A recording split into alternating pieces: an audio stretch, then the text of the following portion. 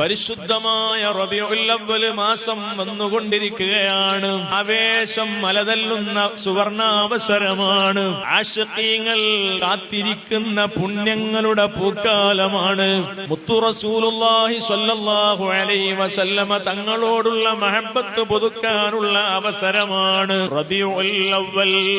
ആത്മീയമായും ഭൗതികമായും ആ മാസത്തെ സ്വീകരിക്കാൻ നമ്മൾ ഒരുങ്ങി നിൽക്കണം. ഹബീബായ തങ്ങളെ പേരിൽ സ്വലാത്തുകൾ എത്രയാണോ സാധ്യമാകും വിധം എണ്ണം നിശ്ചയിച്ച് സ്വലാത്തു ചൊല്ലി പരിശീലിക്കണം.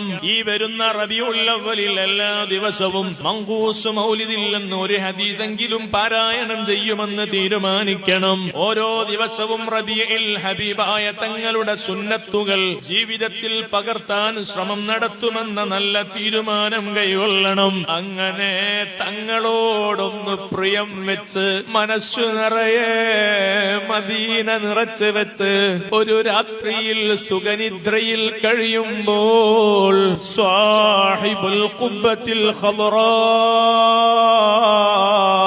ഹബീബുൽ വറാ മുഹമ്മദുർ റസൂലുള്ളാഹ് സ്വല്ലല്ലാഹു അലൈഹി വസല്ലം നമ്മെ അനുഗ്രഹിക്കാൻ നമ്മളുടെ മനാവിലെത്തിച്ചേരണം. ആ മുഖം കണ്ടാൽ പിന്നെ മരണവേളയിൽ അവിടുത്തെ കാണാൻ കഴിയും.